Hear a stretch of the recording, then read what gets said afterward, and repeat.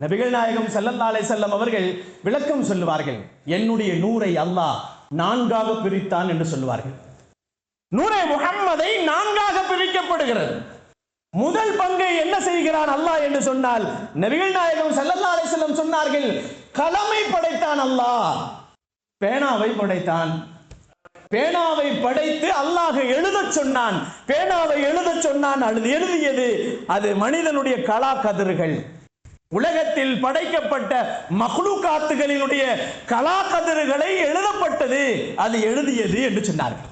நபிகள் நாயகம் ஸல்லல்லாஹு அலைஹி வஸல்லம் சொன்னாங்க, என் நூரை கொண்டுதான் கலமை அல்லாஹ் படைத்தான். நான்காக பிரித்து முதலிலே கலமை படைத்தான் என்று சொல்லுவான் அல்லாஹ்.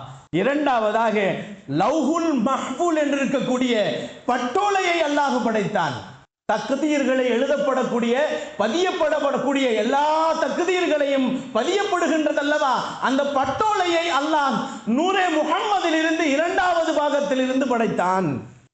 இலை எப்பொழுது விழும், ஒரு மனிதன் எப்பொழுது இறப்பான், ஒரு மனிதன் எப்பொழுது ஹஜ்ஜு செய்வான், ஒரு மனிதன் எப்பொழுது பிறப்பான் என்று தொட்டு ஆரம்பத்திலிருந்து அழிவு வரை அனைத்தையுமே ஒட்டுமொத்தமாக லவ்ஹுல் மஹ்ஃபூல் என்ற அந்த பட்டோலையில் எழுதப்படுவதற்கு நபிகள் நாயகம் ஸல்லல்லாஹு அலைஹி வஸல்லம் அவர்களின் நூரை முஹம்மதை கொண்டு தான் லவ்ஹுல் மஹ்ஃபூலை படைக்கப்பட்டது என்று நபிகள் நாயகம் ஸல்லல்லாஹு அலைஹி வஸல்லம் அவர்களே தங்கள் நாவினால் சொன்னார்கள். கண்ணியத்திற்குரியவர்களே, அல்லாஹ்வின் நல்லடியார்களே, பெருமானாரின் ஒளியை கொண்டு அல்லாஹ்வின் அரிஷை படைக்கப்பட்டிருக்கிறது. பெருமானாருடைய மூன்றாவது பாகத்திலே நூரே முஹம்மதை அல்லாஹ் தன்னுடைய அரிஷையே படைத்திருக்கிறான் என்று நபிகள் நாயகம் ஸல்லல்லாஹு அலைஹி வஸல்லம் சொன்னார்கள்.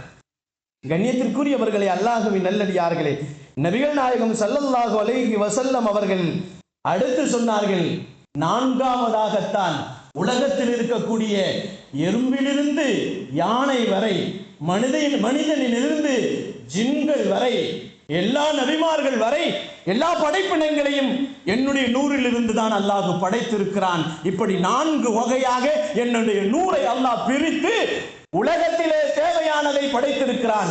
அரிஷை படைத்தான், அவன் லவ்ஹுல் மஹ்ஃபூலை படைத்தான், பேனாவை படைத்தான் என்று நபிகள் நாயகம் ஸல்லல்லாஹு அலைஹி வஸல்லம் அவர்கள் நமக்கு சொல்லி காட்டுவார்கள். நபிகள்